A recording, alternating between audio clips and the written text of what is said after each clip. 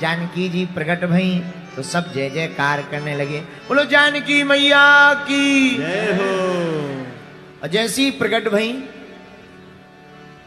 बाल्यकाल में ही आंगन को बुहारा, आंगन को लीपा बुहारा, तो जो भगवान शंकर का धनुष था वो बाएं हाथ से उठाकर एक तरफ रख दिया और बुहार करके पुनः धनुष को वहीं पर रख दिया। महाराज जनक ने अपनी आंखों से देखा तो चौंक गए। क्यों? क्योंकि ये तो कोई साधारण शक्ति नहीं है, लगता है परब्रह्म परमात्मा को पाने का यही सहारा है, साक्षात भक्ति ही बेटी बनकर के हमारे घर पर प्रकट हुई हो। भगवान शंकर का वो धनुष जिसे बड़े बड़े राजा बलवान रावण जैसे सहस्त्रबाहु जैसे उठा नहीं पाए, डिगा नहीं पाए, टिका नहीं पाए, पर धन्य है श्री जानकी माता। जानकी माता ने अपने बाएं हाथ से उस धनुष को उठाकर एक तरफ रख दिया। धनुष क्या है? धनुष है अभिमान, और अभिमान के धनुष को भक्ति ही एक तरफ हटा सकती है। हमारे आपके अंदर भी कई बार अभिमान आ जाता है। बहुत से लोग ऐसे हैं जिनके अंदर अभिमान आ जाता है, गुरु का अभिमान, भक्ति का अभिमान, रूप का अभिमान, ज्ञान का अभिमान, धन का अभिमान, शक्ति का अभिमान। जब सिर पर चढ़ जाता है तो सब बेकार हो जाता है। लेकिन मेरे पागलों, जब कोई भक्त और भक्ति में पड़ जाता है तो भैया उसका अभिमान चकनाचूर हो जाता है। एक संत कहते हैं, अहम की अकड़ ज्यादा चल नहीं सकती, मौत की घड़ी कभी टल नहीं सकती, लूट कर दौलत भले ही जमा कर लो पर पाप की कमाई कभी फल नहीं सकती। और आदमी सबसे ज्यादा हैरान है अभिमान से। इस पूरी दुनिया में जितनी भी लड़ाई होती है ईगो के चक्कर। उन्होंने हमें ऐसा कहा, हमें जानते नहीं, ठटरी के बरे। तुम्हारे जैसे हजारों आए और चले जाएंगे, हमारे जैसे हजारों आए और चले जाएंगे। इसलिए मेरे नेपाल के पागलों, अभिमान में नहीं भगवान के स्वाभिमान में जीना चाहिए। गुरु के स्वाभिमान में, संतों के स्वाभिमान में। देखो, झुकते वही हैं जिसमें जान होती है, अकड़ तो एक मुर्दे की पहचान होती है। अभिमान वो जहर है, जिसको ये जहर लग गया उसका विनाश हो गया। बोलो जय सिया राम। रावण है, रावण को देख लो, रावण जैसा बलवान, 10-10 खोपड़ी का मालक। अपने तो एक है, उसके तो 10 सिर। अच्छा, जिसके 10 खोपड़ी हो उसे अभिमान क्यों ना हो। 10 खोपड़ी का मालिक रावण अभिमान में इतना भर गया, इतना भर गया कि जब हनुमान जी लंका गए तो हनुमान जी बोले रावण। रावण बोला बोलो। हनुमान जी बोले तुम्हारी मौत नजदीक आ गई। रावण बोला हमारी नहीं तुम्हारी आई। और रावण तो बहुत बलवान था, तो रावण ने मृत्यु को बुलाया, हनुमान जी के बगल में खड़ा कर दिया। हनुमान जी बोले क्या है? रावण बोला मौत है, मौत, जिसके बारे में तुम अभी कह रहे थे वही है। हनुमान जी की तरफ रावण देखकर बोला तुम्हें डर नहीं लग रहा? हनुमान जी बोले हमें तो बिल्कुल नहीं लग रहा। बोले क्यों? रावण से हनुमान जी हाथ जोड़ के बोले मौत खड़ी जरूर हमारे बगल में, पर देख तुम्हें रही, इसलिए हमें डर नहीं लग रहा है। तो बोले कहे क्या रही? हनुमान जी बोले हमसे कह रही कि प्रभु कम मिसला फिट करना है रावण कहां है? तो देखो अभिमानी व्यक्ति कैसे बोलता है। अरे बोले पागलपन मत बनाओ, ये मौत हमारी सेवादारनी है और तुम जानते नहीं हम रावण हैं। भैया रावण की मूंछ को हनुमान जी की पूंछ ने उखाड़ दिया। रावण की मूंछ को परम पूज्य श्री गोपाल एक बहुत अच्छे संत हैं, उन्होंने पुस्तक में बहुत अच्छा लिखा कि जब रावण ने हनुमान जी की पूंछ में आग लगाई तो हनुमान जी ने सोचा कि श्री गणेश कहां से करें, श्री गणेश कहां से करें। तो रावण था तो जैसे ही रावण, अभिमानी तो अभिमानी होता है, अभिमानी आदमी दूसरे का बुरा देख करके अपनी मूंछों पर ताव देते ही। तो रावण ने जैसे ही हनुमान जी की पूंछ में आग लगाई, सोई एक हाथ से अपनी मूंछ पकड़ी। अब एक मूंछ थोड़ी थी, 10 सिर 20 हाथ, तो 10 सिरों में मूंछ, तो 20 हाथों से 10 हाथों से 10 तरफ की मूंछें पकड़ रहा रावण। लेकिन एक साइड खाली है, हनुमान जी ने सोचा श्री गणेश यहीं से करते। हनुमान जी ने पूंछ ली और रावण की मूंछ में एक तरफ छुपा दी। रावण लगा बुझाने, और जब तक एक बुझाई तब तक हनुमान जी ने दूसरे में छुपा दी। भाई एक सिर थोड़ी था, 10 सिर थे, तो पहले लेफ्ट वाले में, फिर बीच वाले में, फिर राइट वाले में, फिर लास्ट वाले में। रावण बुझाता ही बुझाता परेशान हो गया। हनुमान जी बोले, कहो रावण कैसी लगी हमारी आग है? तो रावण कहता है ये पकड़ लो बंदर को, मारो। एक धीरे से कान में रावण से बोला, तुम्हें लग नहीं रहा कि ज्यादा गलती हो गई, खतरनाक है बंदर। रावण बोले, भले ही खतरनाक है बंदर, हम हैं 10 कंधर। और अभिमानियों का फिर यही हाल होता है कि जब पूरी लंका नाश हो गई तब रावण को समझ में आया कि भूल हो गई, और मरते मरते भी वो मर गया पर अभिमान नहीं छोड़ा। उसका परिणाम ये हो गया कि उसका समूल वंश नाश हो गया। इसलिए नेपाल के पागलों, हम तुमसे यही प्रार्थना करेंगे, हमें अभिमान में नहीं भगवान के स्वाभिमान में जीना चाहिए, वरना रावण जैसे बड़े समृद्धशाली राजा नहीं बचे। हम आप किस गिनती में हैं? तो माता जानकी जी ने बाएं हाथ से धनुष को एक तरफ कर दिया। क्यों? धनुष है अभिमान का प्रतीक। अच्छा महाराज जी, अभिमान का प्रतीक कैसे है? राम जी ने जब धनुष तोड़ा तो रस्सी नहीं तोड़ी, धनुष तोड़ा। रस्सी है गुण, धनुष है अभिमान, और भगवान अवतार लेते ही हैं अभिमान को तोड़ने के लिए। लेकिन भक्ति किस लिए अवतार लेती है? जनक जी के सामने भक्ति माता जानकी जी ने धनुष एक तरफ कर दिया। अब बात बहुत स्पष्ट है, भक्ति अवतार लेती है अभिमान को हटाने के लिए, भगवान अवतार लेते हैं अभिमान को मिटाने के लिए। अच्छा एक बात हो, कोई फोड़ा हो जाए शरीर में, फोड़ा तो जानते हो तुम लोग, जानते हो घाव। अच्छा कच्चा घाव हो तो डॉक्टर ऐसी दवा देता है कि ये पक जाए। बोले क्यों? बोले पक जाएगा तो इसका ऑपरेशन करने में सरलता होगी। मिटवाने के लिए जाओ कि ठीक हो जाए तो उसको पकाने के लिए डॉक्टर दवा देता है। और कई बार ऐसा होता है कि जब घाव कच्चा हो, उसका ऑपरेशन ही अनिवार्य हो, तब फिर डॉक्टर पकने की दवा देता है, फिर ऑपरेशन होता है। हम यही कहना चाहते हैं कि जब अभिमान ज्यादा बढ़ जाता है और भक्ति से व्यक्ति का अभिमान नहीं हटता, तब भगवान उसका ऑपरेशन करने के लिए पृथ्वी पर आते हैं।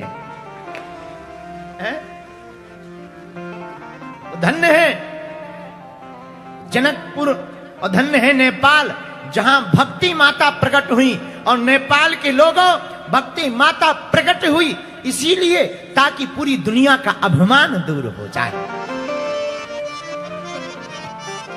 अरे एक बात और, ये भक्ति का नगर है। एक सज्जन हमसे बोले आपके राम जी कैसे? हमने कहा हमारे राम जी का परिचय जानना है तो जनकपुर की कथा सुनो। जनकपुर में राम जी आए तो ऊपर नहीं देख रहे, नीचे देख रहे। एक जनकपुर के महंत संत थे, वो कहते थे देखो ये वो नगर है जहां भगवान को भी गालियां दी जाती हैं। नेपाल वाले तो बड़े भाग्यशाली हैं, आप लोगों को तो गिफ्ट में भाग्य सौभाग्य मिला है कि भगवान को आप वो चढ़ाते हो, लोग फल चढ़ाते, कोई कपड़ा चढ़ाता, कोई वस्त्र, आप गालियां। ये आपका सौभाग्य है, ये आपका भाग्य है। क्यों? क्यों? क्योंकि प्रभु आपके पहुना है, रघुनाथ जी आपके पाहुने हैं। कितना अच्छा सौभाग्य, कितना अच्छा संबंध है। अरे बता द बबुआ, अरे राम जी से पूछे, अरे राम जी से पूछे जनकपुर की नारी, बता द बबुआ लोगवा देते काहे गारी, बता दो बबुआ लोगवा देते काहे गारी, बता दो। धन्य है आप लोग, आप तो प्रभु को भी, प्रभु से ऐसा संबंध है आपका राम से। इस नाते के नाते का क्या कहना, इस नाते से बड़ा कोई और नाता नहीं है। जनकपुर के वासी का सौभाग्य का क्या कहना, श्री जानकी इनकी लागे बहना।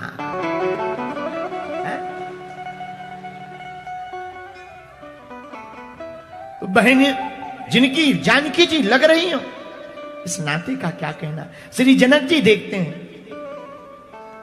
जनक सुता जग जननी जानकी।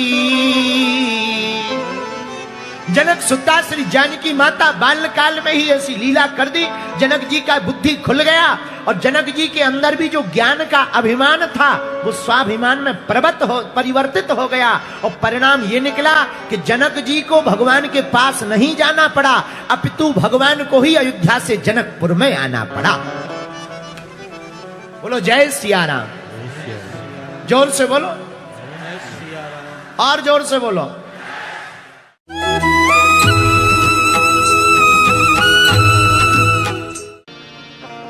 एक व्यक्ति मिला एक महात्मा को, महाराज जी हमें अभिमान बहुत है। किस बात पे? लोग हमें प्रणाम करते हैं तो हमें अभिमान आता है, कोई उपाय बताओ। महात्मा बोले एक काम किया करो, तुम्हें जो मिले सबको प्रणाम किया करो। 3 महीने बाद महात्मा फिर मिले, बताओ तुम्हारा अभिमान कैसा है? बोले गुरुजी और बढ़ गया। महात्मा बोले घटने की जगह बढ़ गया, बात समझ में नहीं आई। तो वो व्यक्ति बोला महाराज पहले जब लोग हमें प्रणाम करते थे तो हम समझते थे हम कितने महान हैं, लोग हमें प्रणाम करते हैं इसलिए अभिमान है। लेकिन अब हम लोगों को प्रणाम करते हैं तो हमें लगता है हम कितने महान हैं, कि हम कितने विनम्र हैं, हम सबको प्रणाम कर रहे हैं, सो और अभिमान बढ़ गया। अभिमान भी विचित्र होता है, विनम्र होने का भी अभिमान होता है, बड़ा होने का भी अभिमान होता है। महाराज जी अभिमान कौन सा नहीं होना चाहिए? हम यही कहेंगे कुछ भी प्राप्त हो उसे प्रभु की कृपा समझना, और कुछ भी गुम जाए, कुछ भी घट जाए उसे भगवान का उपकार और अपने पाप समझना। कभी भी तुम्हें अभिमान नहीं आएगा। बोलो जय सिया राम, जोर से बोलो। अरे सुबह शाम 8 याम, अभिमान से बचना तो एक उपाय, पूछो क्या? मस्त राम मुर्दों से बोले हमको कुछ बतलाओगे? मुर्दों में से एक मुर्दा बोला मर जाओ सो पाओगे। मस्त राम मुर्दों से बोले हमको कुछ बतलाओगे? मुर्दों में से एक मुर्दा बोला मर जाओ सो पाओगे। मरने का मतलब मृत्यु नहीं, अपने आप को खत्म करके अपने प्रभु परमात्मा को अपने हृदय में बसा लेना ही स्वाभिमान है। अरे सुबह शाम 8 याम, सुबह शाम 8 याम यही नाम लिए जाओ। अभिमान से बचना है तो कौन सा नाम? सुबह शाम 8 याम। उठा दो ना हाथ, बैठे बैठे।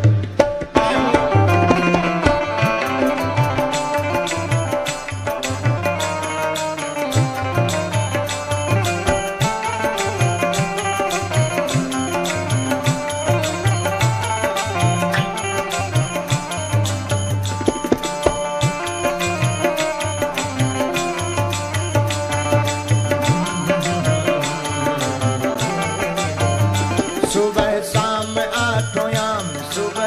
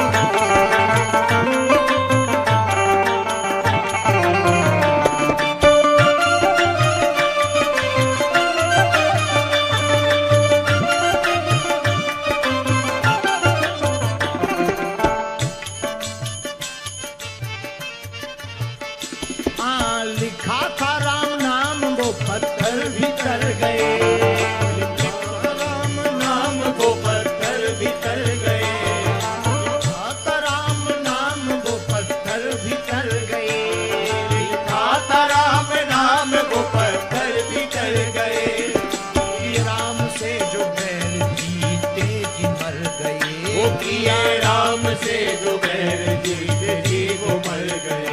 किया राम से जो बैर जीत जी वो मर गए। वो किया राम से जो बैर जीत जी वो मर गए। बस नाम का रसपान, दोनों हाथ उठा करके अभिमान से बचने का उपाय क्या? बस नाम का रसपान ये इंसान किए जा, बस नाम का रसपान ये इंसान किए जा। खुश होंगे हनुमान राम राम किए जा, खुश होंगे हनुमान राम राम किए जा, खुश होंगे हनुमान राम राम किए जा, खुश होंगे हनुमान राम राम किए जा। कौन कौन हनुमान जी को खुश करना चाहता? उठा लो दोनों हाथ, हरि बोल।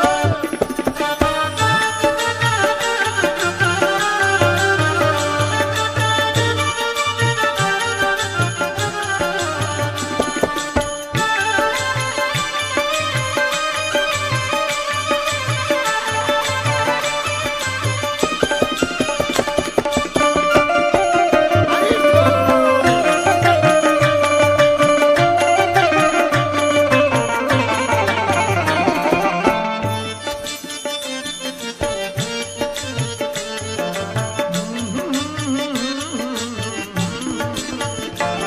राम नाम की धुन पे वो नाच हो के मत वाला, राम की धुन पे नाचे हो के मत वाला। हनुमान जी किस धुन पर नाचते हैं? बोलो श्री राम जय राम जय जय राम, बोलो श्री राम जय राम जय जय राम, बोलो श्री राम जय राम जय जय राम, बोलो श्री राम जय राम जय जय राम। राम नाम की धुन पे नाचे होकर मत वाला, नाचे हो गए मत वाला, नाचे हो गए मत वाला, नाचे होकर मत वाला, नाचे हो गए मत वाला। बजरंगी सा इस दुनिया में कोई न देखा भाला, कोई न देखा भाला, कोई न देखा भाला, हाँ हाँ कोई न देखा भाला, कोई न देखा भाला। जो भी हनुमत के दर पे मुख में हो राम तन में राम। देखो हनुमान जी राम नाम पर नचते, राम नाम से प्रसन्न होते, राम नाम से ही वो मानते। किसी को हनुमान जी को खुश करना हो, बहुत से लोग हनुमान जी के मंत्र का जाप करते। हम कहते हैं राम दुआरे तुम रखवारे होत न आज्ञा। हनुमान जी कहाँ रहते? राम जी के द्वार पर। आप उनके द्वार पर खड़े हो। देखो एक बात हो, 25 कमरे बने हो, अब राम जी को बुलाना हो, अब पता नहीं किस कमरे में हो। एक काम करो, आंगन में खड़े हो जाओ और जोर जोर से सीताराम सीताराम गाओ।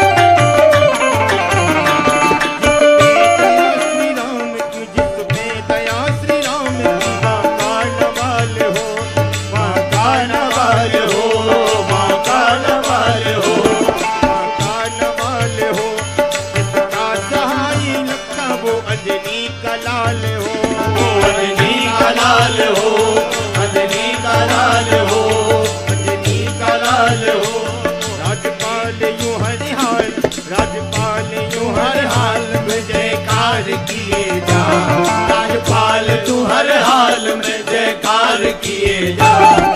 होंगे हनुमान राम होंगे हनुमान राम राम किए जा।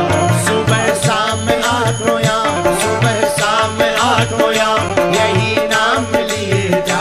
सुबह शाम आठों याम यही नाम लिए जा। होंगे हनुमान राम राम किए जा। होंगे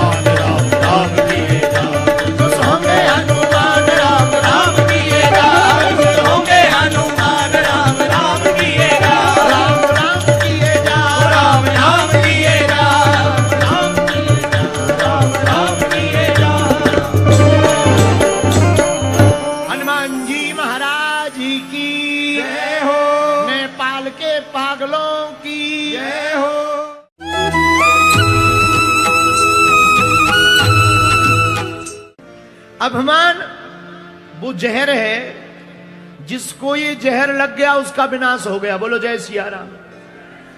रावण है, रावण को देख लो, रावण जैसा बलवान 10-10 खोपड़ी का मालक, अपने तो एक है, उसके तो 10 सिर। अच्छा, जिसके 10 खोपड़ी हो उसे अभिमान क्यों ना हो। 10 खोपड़ी का मालिक रावण अभिमान में इतना भर गया कि जब हनुमान जी लंका गए तो हनुमान जी बोले रावण। रावण बोला बोलो। हनुमान जी बोले तुम्हारी मौत नजदीक आ गई। रावण बोला हमारी नहीं तुम्हारी आई। और रावण तो बहुत बलवान था, तो रावण ने मृत्यु को बुलाया, हनुमान जी के बगल में खड़ा कर दिया। हनुमान जी बोले क्या है। रावण बोला मौत है, मौत जिसके बारे में तुम अभी कह रहे थे वही है। हनुमान जी की तरफ रावण देखकर बोला तुम्हें डर नहीं लग रहा। हनुमान जी बोले हमें तो बिल्कुल नहीं लग रहा। बोले क्यों। रावण से हनुमान जी हाथ जोड़ के बोले मौत खड़ी जरूर हमारे बगल में, पर देख तुम्हें रही, इसलिए हमें डर नहीं लग रहा है। तो बोले कहे क्या रही। हनुमान जी बोले हमसे कह रही कि प्रभु कम मिसला फिट करना है रावण कहां है। तो देखो अभिमानी व्यक्ति कैसे बोलता है। अरे बोले पागलपन मत बनाओ, ये मौत हमारी सेवादारनी है, तुम जानते नहीं हम रावण हैं। भैया रावण की मूंछ को हनुमान जी की पूंछ ने उखाड़ दिया। रावण की मूंछ को परम पूज्य श्री गोपाल एक बहुत अच्छे संत हैं, उन्होंने पुस्तक में बहुत अच्छा लिखा कि जब रावण ने हनुमान जी की पूंछ में आग लगाई तो हनुमान जी ने सोचा कि श्री गणेश कहां से करें, श्री गणेश कहां से करें। तो रावण था, तो जैसे ही रावण अभिमानी तो अभिमानी होता है, अभिमानी आदमी दूसरे का बुरा देख करके अपनी मूंछों पर ताव देते ही। तो रावण ने जैसे ही हनुमान जी की पूंछ में आग लगाई, सोई एक हाथ से अपनी मूंछ पकड़ी। अब एक मूंछ थोड़ी थी, 10 सिर 20 हाथ, तो 10 सिरों में मूंछ, तो 20 हाथों से 10 हाथों से 10 तरफ की मूंछें पकड़ रहा रावण, लेकिन एक साइड खाली है। हनुमान जी ने सोचा श्री गणेश यहीं से करते। हनुमान जी ने पूंछ ली और रावण की मूंछ में एक तरफ छुपा दी। रावण लगा बुझाने, और जब तक एक बुझाई तब तक हनुमान जी ने दूसरे में छुपा दी। भाई एक सिर थोड़ी था, 10 सिर थे, तो पहले लेफ्ट वाले में, फिर बीच वाले में, फिर राइट वाले में, फिर लास्ट वाले में। रावण बुझाता ही बुझाता परेशान हो गया। हनुमान जी बोले कहो रावण कैसी लगी हमारी आग है। तो रावण कहता है ये पकड़ लो बंदर को, मारो। एक धीरे से कान में रावण से बोला तुम्हें लग नहीं रहा कि ज्यादा गलती हो गई, खतरनाक है बंदर। रावण बोले भले ही खतरनाक है बंदर, हम हैं 10 कंधर। और अभिमानियों का फिर यही हाल होता है कि जब पूरी लंका नाश हो गई तब रावण को समझ में आया कि भूल हो गई, और मरते मरते भी वो मर गया पर अभिमान नहीं छोड़ा। उसका परिणाम ये हो गया कि उसका समूल वंश नाश हो गया। इसलिए नेपाल के पागलों, हम तुमसे यही प्रार्थना करेंगे, हमें अभिमान में नहीं भगवान के स्वाभिमान में जीना चाहिए, वरना रावण जैसे बड़े समृद्धशाली राजा नहीं बचे। हम आप किस गिनती में हैं।